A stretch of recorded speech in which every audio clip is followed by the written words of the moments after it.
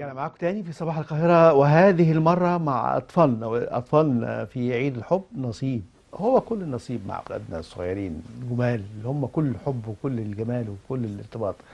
لكن الارتباط بيجي ازاي؟ ارتباط أولادنا الصغيرين ارتباط عميق، وحبهم لبعض حب كبير. النهارده جايبين نموذج لطيف جدا معانا، النهارده منورنا. لينا أشرف ولمار أسامة. لينا نورتيني يا لينا، ازيك؟ الحمد لله.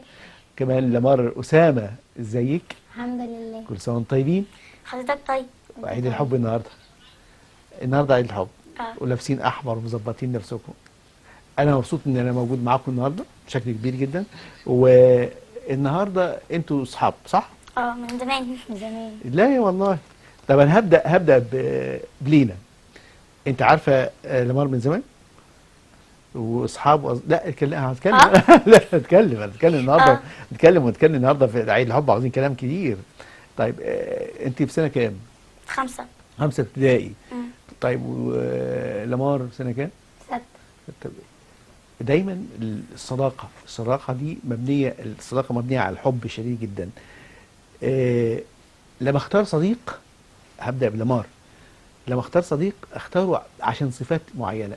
ايه الصفات اللي شفتيها في لينا واصبحت بالنسبه لك صديقتك وحبيبتك والعب معاها ايه بقى؟ ان هي جميله قوي في كلامها مم. وامينه وصادقه ايوه وكويسه جدا معايا، ايوه. طيبه، الله.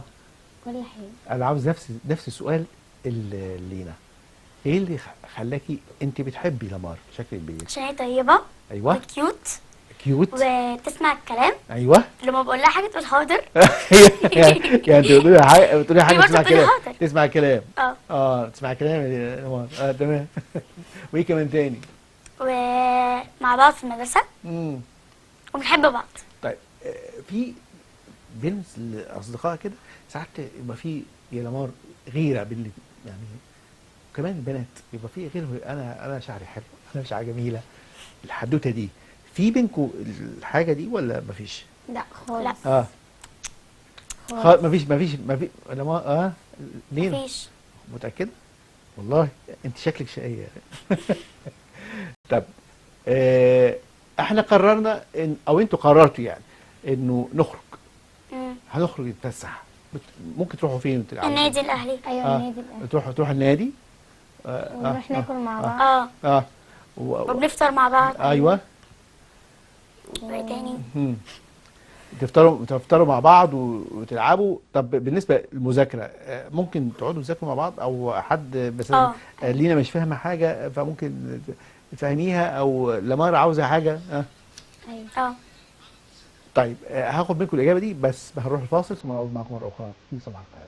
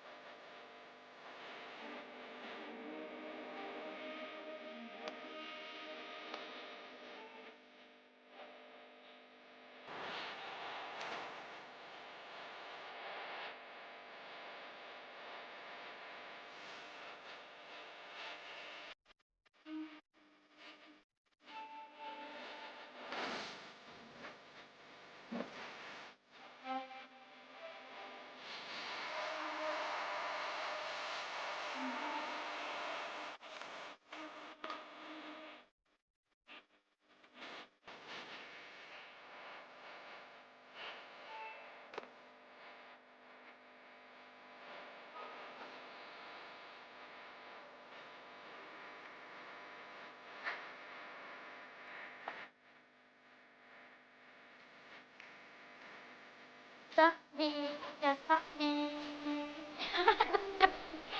في ناس مش بتحبي، في ناس بتضربي. صاحبي يا صاحبي بتسلي قوي قلبي. في ناس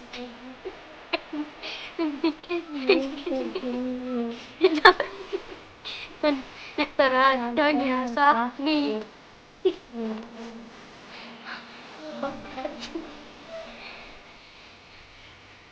يعني تاني معاكم مع لينا ولمار كانوا سامعين اغنيه وبيغنوا ولينا بتغني جامد جدا صح؟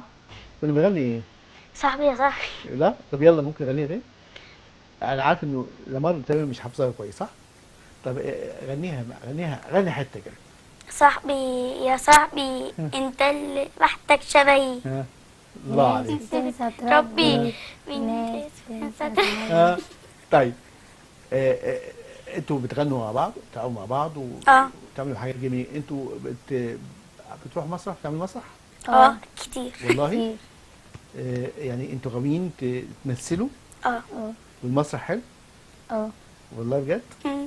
انا بحب جدا انه يبقى في كمان حد لما يحب يبقى عنده نشاط يعمل رياضه يمثل يعني مسرح ده شيء جميل جدا وطلع طاقات جميله جدا وانتوا في المسرح بتعلموا بعض كل واحد الدور بتاعها ايوه. ازاي أيوة. كل واحد هتحكي لي بتعمل ايه بص انا في الاول كنت ببقى مكسوفه. أيوة. بس هي بدات تقول لي لا ما دي شيء تتكسفيش.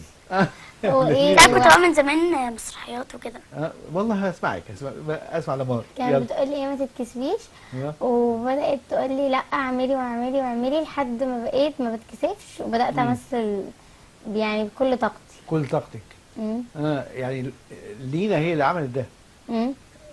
لينا وانت خدتي ايه من لمار يعني انت يعني عندك انا خليتها تبقى قويه أيوة. واثقه في نفسها أيوة. بالكلام اللي هي هتقوله. يعني شجعتيها اه قلت لها ايه تبقى قويه. ايوه قلت لها ايه يعني عشان تبقى قويه خلي بقى يعني خليكي أيوة. واثقه في نفسك. خليكي واثقه في نفسك وايه كمان تاني آه المواجهه لما حد يقول لك حاجه تسمعش الكلام وعادي انت واثقه في نفسك.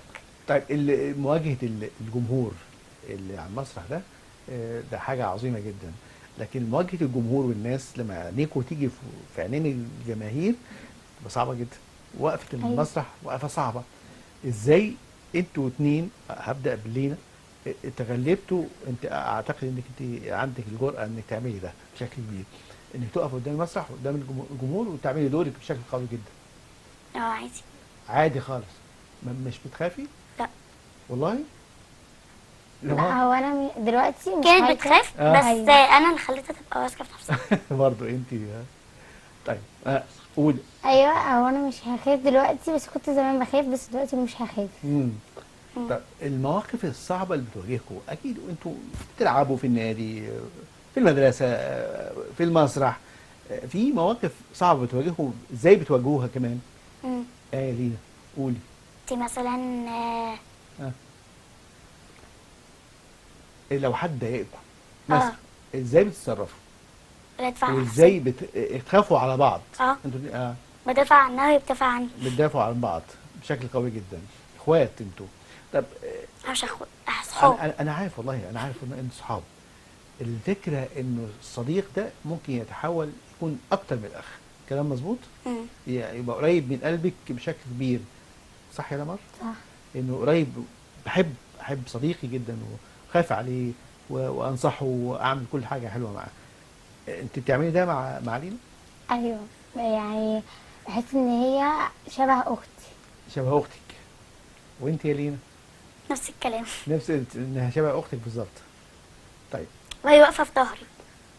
الله الله الله عليك الله عليك الله عليك. طيب واقفه في ظهرك دي كلمه كبيره لينا دي قوي والله. واقفه في ظهرك دي يعني الجدعنه عارفه الجدعنه الصديق الجدع او الصديقه الجدعه اللي بتقف مع صاحبتها واقفه اخوها او اختها الاخ او الاخت ده بشكل كبير جدا. طيب الاصدقاء بيصدروا حب يعني كل العلاقه الجميله اللي بينهم دي والتعاون الموجود والحب ده الحب بيبقى ظاهر بينهم هما الاثنين صح؟ انتوا ممكن تجمعوا تبقوا اكتر من اتنين يعني يبقوا معاكم اتنين تاني ثلاثه تانيين صاحباتكم قريبين منكم وانتوا صحاب مع بعض ولا هو بس الاتنين يبقوا قريبين من بعض؟ لمار السؤال ده مرات أيوة. في ناس بيبقى لو احنا بنبقى 3 ايوه مرات بيبقى في طرف ثالث. في ناس كده فتحس ان الطرف الثالث ده في ناس بتعامله وحش. يعني اللي هم مثلا بيقعدوا يتكلموا هما الاتنين ويسيبوه باسلوب وحش. ايوه ايوه. بيسيبوه يقف كده لوحده، او مثلا بيقعدوا كلهم يتكلموا في ويسيبوه. في حديث جميل: إذا كنتم ثلاثة فلا يتناجى اثنان دون الآخر. يعني أنتوا ثلاثة مع اتنين ما يقعدوش مع بعض، ينفردوا بعضهم يتكلموا ويسيبوا التالت. ليه؟ إن التالت ده يظن إنه بقى بيتكلموا عليه، وتحصل مشكلة بينهم وشحناء كبيرة جدا. أنت تعملي إنه يبقى عندك، بتحبي إنه يبقى عندك مش لمار بس، عندك أكتر من لمار. يعني اه. 4 5 6 صحباتك وحبايبك وأصدقاء، بس هم يبقوا نفس زي لمار ولا لا؟ مم، أيوه. لا، ليه؟ مثلا بيبقوا ليهم شكل، اسلوب معين. لكن لو في واحدة زي لمار وعندها نفس لمار الصفات لمار. يعني اللي هي بيست فريند بتاعتي. الله عليك، اللي الله. أنا مبسوط بيكم جدا جدا والله. طيب، احنا اتكلمنا عن المسرح واتكلمنا عن الصداقة. اروح على دور الاب والام. انا دايما البنت تبقى عندها صديقه، الاب والام لازم يشوفوا الصديقه دي مين، ويعرفوها كويس، اكيد ويعرفوا أكيد. طبيعتها. ماما وبابا لما عرفوا لمار، وانت نفس السؤال ليك انت يا لمار، قالوا ايه عن لمار؟ قالوا لك انت لا، كملي معاها. بنت كويسة، ايوه. واللي هي طيبة. ايوه. وايه تاني؟ تاني مفيش. يعني كويسه وطيبه لا. وجميله وصاحبتك ايه كمان تاني؟ في حاجه تاني؟ لا. لمار.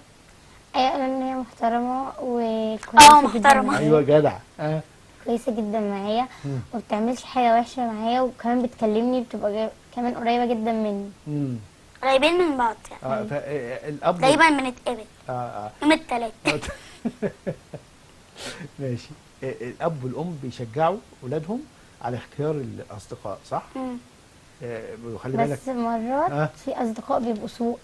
ايوه. فباباك ومامتك لازم يعرفوا الصديق ده يبقى ايه. في ناس بقى ما بتحبش ابوها وماما. اه.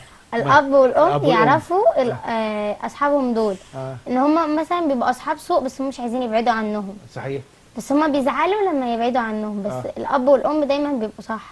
الله الله، ايه الجمل الجميله دي! الاب والام دايما صح، لانه الاب والام دايما بيشوفوا اكتر. انتوا لسه صغيرين، فهم عندهم خبرات كبيره جدا وبيخافوا عليكم، فدايما يبقى صح. خلي بالك انه فلانه دي مش كويسه، ما ينفعش تبقى صاحبتك. كلام مظبوط.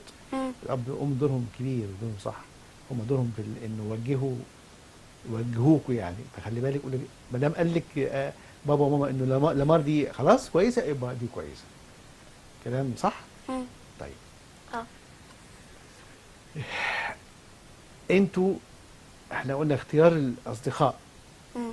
وازاي نختار اصدقائنا بشكل كبير جدا. طب انتوا اتنين مع بعض خلاص بقيتوا اصحاب انتيم، اصحاب يعني، تقدروا تحددوا مين، تختاروا مين يبقى صاحبتكم نمرة اتنين.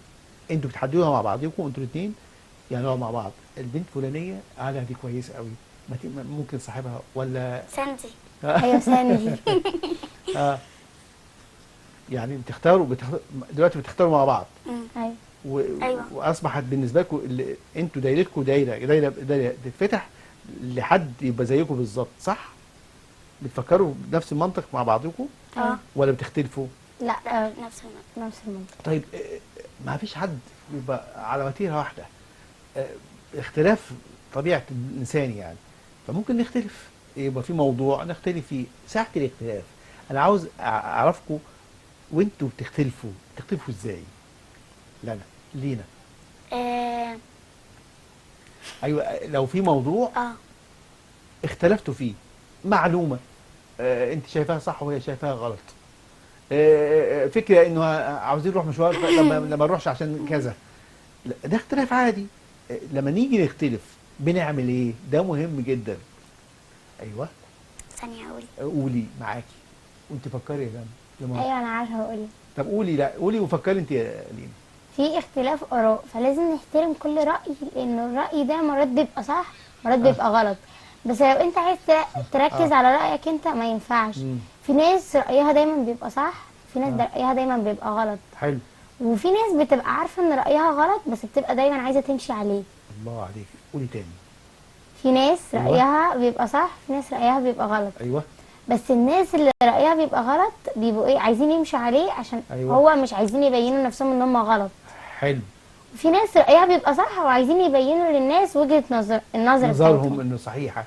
طيب هاخد منك انت واروح اللي انا لسه بتفكر، اللي هي اسمها التمسك بالراي. يعني انا شايفه ان انا رايي الصح ومش هرجع عنه. ده مظبوط ولا مش مظبوط؟ لا. مش مظبوط. يعني لو انت غلطانه عادي اقول انا غلطانه؟ لا. لا. يعني لو انت غلطانه، يعني لمار صح، لمار قرارها هو الصواب، عادي ولا انت تزعلي ولا تتضايقي؟ لا عادي. ما دام هي صح انا معاكي، صح ها؟ كده؟ بتتعاملي بهذا المنطق؟ هي برضه بتتعامل نفس آه. أيوة، نفس أنا الأسلوب. بعمل اه نفس يعني الحوار. انتوا الدنيا مرنه ولذيذه، ها؟ مم. انه نتعامل مع بعضينا اللي صح. يعني مثلا لما نبقى ايوه مثلا قولي معاكي. ماشيين مثلا، بقول لها تعالي بتيجي، مش تقولي انا ماشيه في الحته دي وانتي ماشيه في الحته دي. نمشي مع بعض دايما، ما نمسكش في بعض.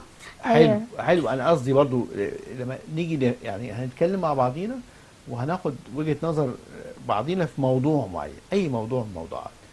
ممكن لمار تبقى صح او ممكن لينا تبقى صح، نقتنع ولا نجادل بعضينا ونتخانق لا ولا؟ عادي. لا عادي، اه هنقتنع. انا طيب، اولا انا سعيد بكم النهارده جدا، سعيد بالصداقه الجميله دي، واحنا محتاجين نماذج حلوه وجميله وبتحب بعض وصداقه لطيفه جدا.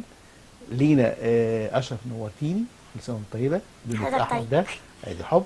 وكمان لمار اسامه نورتيني، سعيد بيكم جدا، واستمتعوا بقى وحبوا بعض اكتر، وخلوا اصدقائكم الحب يبقى مطوق كل الاماكن اللي انتم موجودين فيها. نورتوني يا حبايبي، كل سنه وانتم طيبين. حضرتك طيب. شكرا يا كرام. دي كانت نهاية حلقتنا النهاردة من يوم مهم، يوم الحب، عيد الحب النهاردة 14/2/2026، وها قد جاءت لحظة الختام. في ختام الشكر موصول لكم أنتم مشاهدينا الكرام، وهذه تحية فريق عمل برنامج صباح الخير يوم السبت، تحية صلاح عبد الله، في أمان الله، يومكم حب.